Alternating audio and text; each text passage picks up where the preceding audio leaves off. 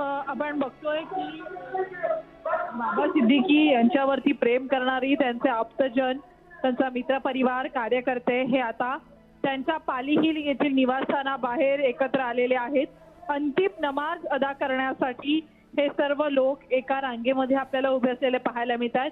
प्रचंड पाऊस पाली हिल परिसरामध्ये सध्या होतोय, तरी सुद्धा कोणीही जागेवरून हललेलं नाही आणि आता त्यांचा जनाजा, त्यांचं पार्थिव हे बाहेर आणण्यात आलेलं आहे. यानंतर या पार्थिवाला, या जनाजाला अंतिम नमाज अदा केला जाईल आणि त्यानंतर ॲम्ब्युलन्समधनं त्यांचं जनाजा हा बडा कब्रिस्तान दक्षिण मुंबईच्या दिशेनं आहे, त्या दिशेनं ही प्रवास त्यांचा असेल. खरं तर त्यांची हत्या झाली त्यानंतर सुद्धा अगदी लीलावती रुग्णालयाबाहेर असेल, त्यांच्या निवासस्थानाबाहेर असेल, अनेकांनी भेटीगाठी घेतल्या, अनेकांनी त्यांची विचारपूस केली. अनेकांना वाटत होतं की या बंदुकीच्या गोळ्यांनी त्यांच्यावरती कुठलाही मोठा आघात होऊ नये, ते लवकर बरे व्हावेत. परंतु रुग्णालयामध्ये त्यांची सर्व लढाई अपयशी ठरली आणि त्या क्षणापासून आपण जर बघितलं तर मोठ्या संख्येनं वांद्रे परिसरातील सर्वसामान्यांपासून बडे सिने कलाकार असतील, त्याचबरोबर राजकीय क्षेत्रातील बडे नेते, बडे चेहरे, सर्वपक्षीय चेहरे आपल्याला या ठिकाणी त्यांचं अंतिम दर्शन घेण्यासाठी पाली हिल इथल्या त्यांच्या मखबूम हाईट्स या निवासस्थानी आलेले पाहायला मिळालेले होते. आणि आता तब्बल 8 वाजत आलेले आहेत. भर पावसातही नमाज अदा केला जाणार आहे. एकीकडे पोलीस तपासाचं कार्य करतच आहेत, पोलीस तपास सुरू आहे, परंतु आपला एक व्यक्ती गमावल्याचं, सर्वसमावेशक चेहरा, हसरा चेहरा राजकारणातला गमावल्याचं दुःख अनेकांच्या चेहऱ्यावर पाहायला मिळतंय. आणि आता काही क्षणातच नमाज सुरू होत आहे. ही अंतिम नमाज असणार आहे बाबा सिद्दीकी यांच्या जनाजासाठी आणि त्यानंतर बडा कब्रिस्तानच्या दिशेनं त्यांची अंत्ययात्रा ही मार्गस्थ होईल. आपण जर बघितलं तर लाऊड स्पीकरवरती या नमाजला आता सुरुवात झालेली आहे.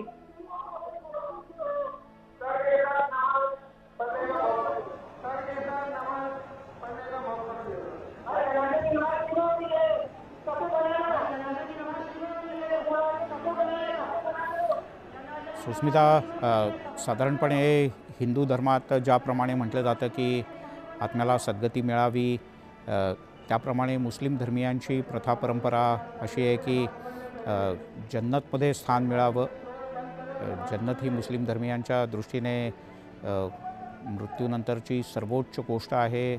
जो पाक आहे, ज्यानं अल्लाची सेवा केली आहे, ज्यांना अल्लाचे आदेश मानलेत, अशांना सगळ्यांना जन्नत प्राप्त होते असं नाही, असंही मुस्लिम धर्मात मानलं जातं. आणि त्यामुळे आता हे सगळेजण नमाज अदा करतील आणि प्रार्थना करतील की बाबा सिद्दीकी यांना शांती मिळावी, त्यांना सद्गती मिळावी आणि मुस्लिम धर्माची जी प्रथा परंपरा आहे, पद्धत आहे, त्यानुसार ही अंतिम नमाज अदा झाल्यानंतर बाबा सिद्दीकी यांचं पार्थिव हे बडा कब्रस्तानच्या दिशेने रवाना होईल. एका वेगळ्या विशेष ॲम्ब्युलन्सची व्यवस्था करण्यात आलेली आहे आणि त्या माध्यमातून ही बाबा सिद्दीकी यांची अंत्ययात्रा, त्यांचा हा शेवटचा प्रवास आज खरं तर काल ज्या वेळेला ही बातमी आली त्यावेळेला सुरुवातीला अनेकांचा विश्वासही बसत नव्हता, कारण 2 दिवस आधीपर्यंत मुंबईतल्या राष्ट्रवादी काँग्रेसच्या पत्रकार परिषदेत सुद्धा बाबा सिद्दीकी हे सगळ्यांना स्टेजवर समोर दिसले होते. अनेकांशी ते भेटले, बोलले, हास्यविनोद झाले. पण त्यानंतर दसऱ्याच्या दिवशी अशी एखादी घटना घडू शकते याची कोणाला पुसटशीही कल्पना आली नाही.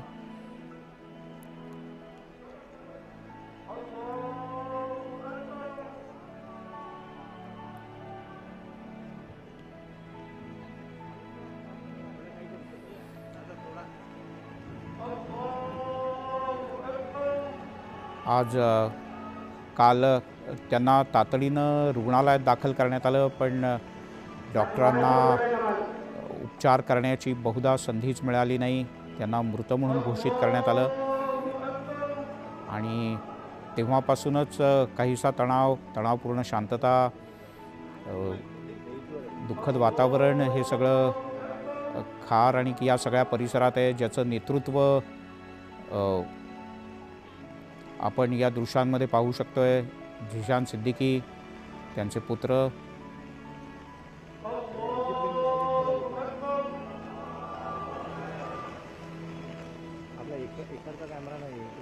आणि बाबा सिद्दीकी कुटुंबियांवर जबरदस्त घाला.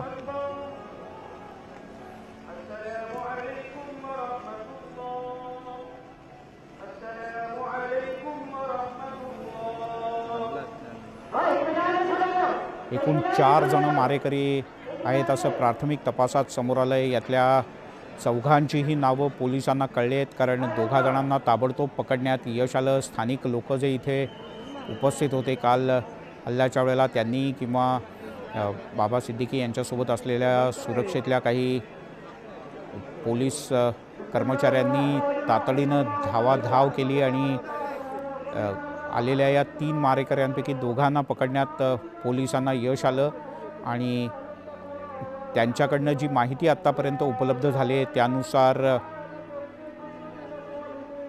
आणखीन 2 मारेकरी होते. एकानं शस्त्रपुरवठा केला, तर जो फरार आहे शिव नावाचा मारेकरी, त्यानं प्रत्यक्ष मारण्याची सुपारी दिली होती असं या आरोपींचं म्हणणं आहे. या 2 आरोपी ज्यांना पोलिसांनी पकडले आहे त्यातही एकानं असा दावा केला आहे, त्याच्या वकिलांनी दावा केला आहे की दुसरा आरोपी अल्पवयीन आहे, त्याच्यामुळे त्याच्या वयाची पडताळणी, त्याचा आधार कार्ड, त्याचं DNA अशा प्रकारची त्याची तपासणी केली जाणार आहे आणि मग पोलीस पुढची कारवाई करतील. सुष्मिता, आत्ता इथे कोण कोण आणखीन मान्यवर उपस्थित आहेत? सुष्मिताशी आपला संपर्क होऊ शकत नाही, आपण संपर्क साधण्याचा प्रयत्न करूयात. पण झिशान सिद्दीकी जे सध्या आमदार आहेत,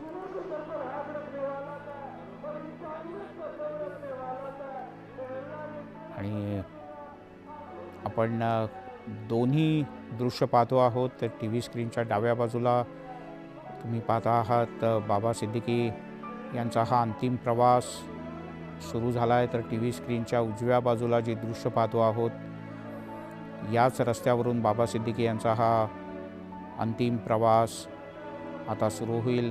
त्यांचे पुत्र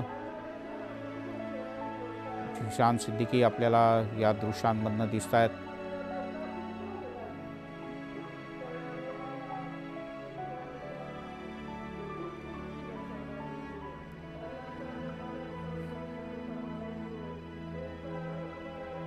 कुठल्याही पुत्राच्या करता आपले वडील जाणं, तेही अशा पद्धतीनं जाणं, ही अत्यंत दुर्दैवी, धक्कादायक, अतिशय हृदयद्रावक अशा प्रकारची गोष्ट कोणाच्याही आयुष्यात असं हे स्थान कधीही भरून न निघण्यासारखं. कालपासून झिशान सिद्दीकी यांना भेटण्यासाठी, त्यांना धीर देण्यासाठी काल सिद्दीकी कुटुंबियांचे मित्र असलेले संजय दत्त हे सगळ्यात आधी रुग्णालयात पोहोचले. त्या पाठोपाठ राज्याचे उपमुख्यमंत्री आणि गृहमंत्री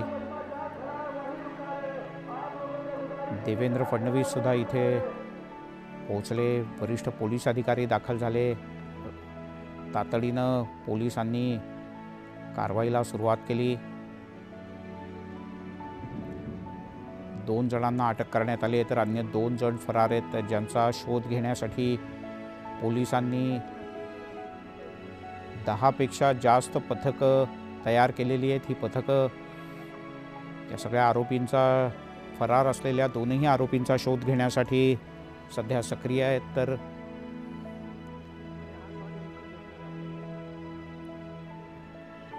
आपण झिशान सिद्दीकी काय म्हणतात ते ऐकण्याचा प्रयत्न करूयात. पण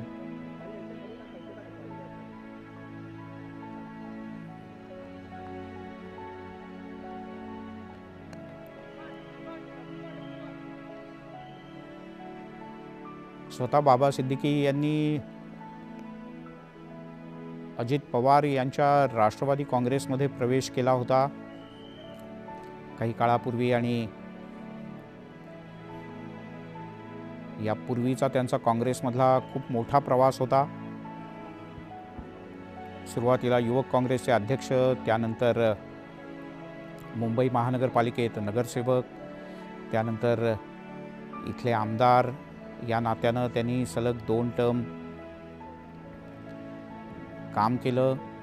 पुढे मागच्या विधानसभा निवडणुकांच्या वेळेला मात्र त्यांना पराभवाचा सामना करावा लागला, पण तरीही राजकीय क्षेत्रात, सामाजिक क्षेत्रात बाबा सिद्दीकी हे कायमच सक्रिय राहिले.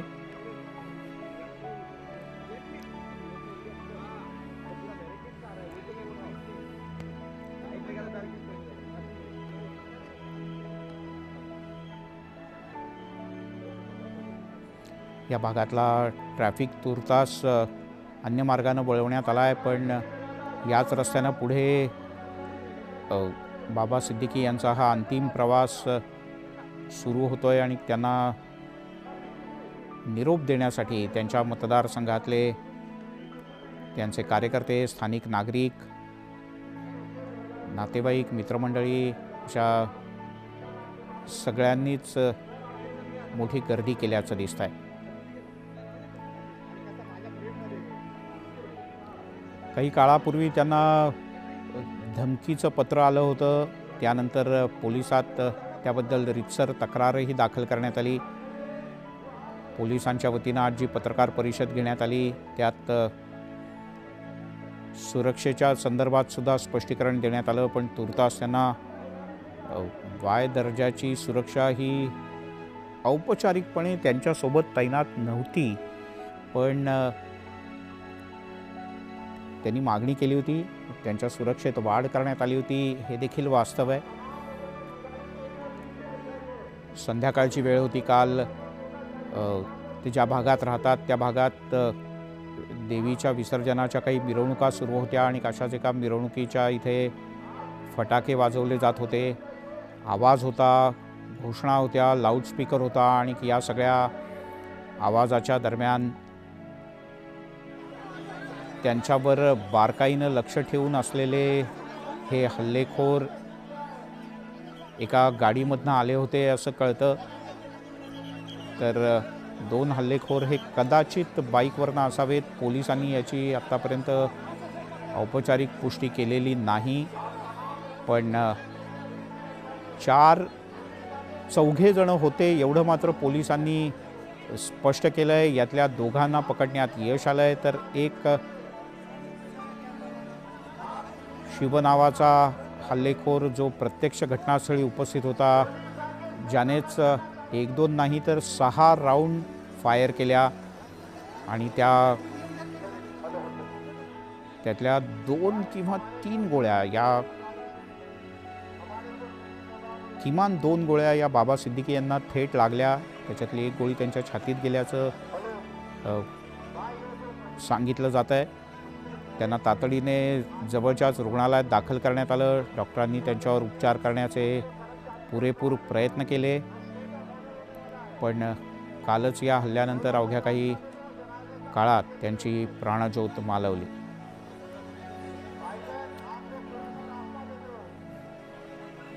बाबा सिद्दीकी हे वांद्रे खार या परिसरातलं एक अतिशय हाय प्रोफाईल व्यक्तिमत्व होतं असं म्हटलं तर वावगं ठरणार नाही.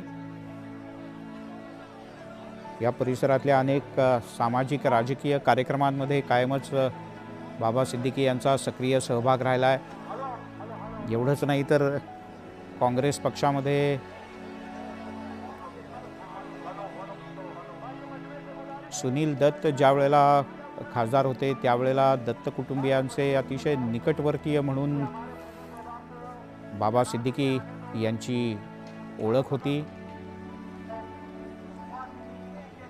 प्रिया दत्त खासदार असताना सुद्धा म्हणजे दत्त कुटुंबियांचे आणि बाबा सिद्दीकी यांचे, सिद्दीकी कुटुंबियांचे अतिशय जवळचे संबंध होते, अतिशय घनिष्ठ संबंध होते.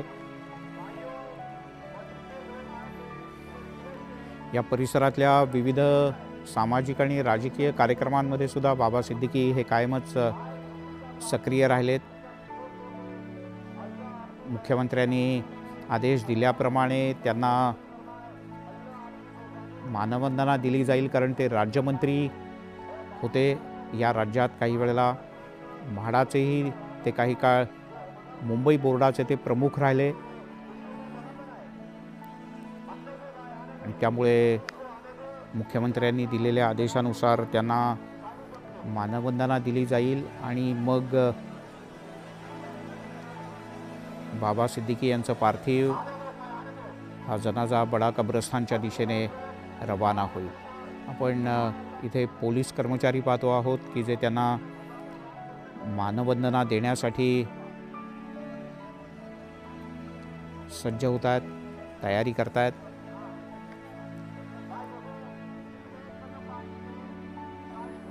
बाबा सिद्दीकी यांच्यावरच्या या प्राणघातक हल्ल्यानंतर सगळी मुंबई हादरून गेली. राजकारणातून त्याचे तीव्र पडसाद उमटले. यापूर्वी त्यांना काही दिवसांपूर्वी बिश्नोई गँगकडून किंवा अन्य कोणाकडनं काही धमकीचं अज्ञात पत्र आलं होतं आणि त्यानंतर सिद्दीकी कुटुंबियांनी पोलिसात तक्रारही दाखल केली होती. सुरक्षा व्यवस्थेत वाढीचा विषय होता.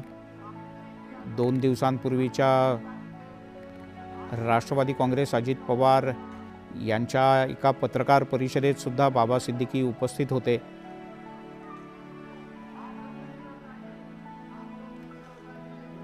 गेल्या अनेक वर्षांपासून वांद्रे खार या परिसरात बाबा सिद्दीकी यांनी अनेकदा इफ्तार पार्टीचं आयोजन केलं आहे. दरवर्षीची ही इफ्तार पार्टी बाबा सिद्दीकी यांची कायमच चर्चेचा विषय राहिली, कारण काँग्रेस, राष्ट्रवादी काँग्रेस एवढंच नाही तर सर्वपक्षीय अनेक दिग्गज नेते आवर्जून या इफ्तार पार्टीमध्ये उपस्थित असायचे. मुंबईतले अनेक मौलवी या इफ्तार पार्टी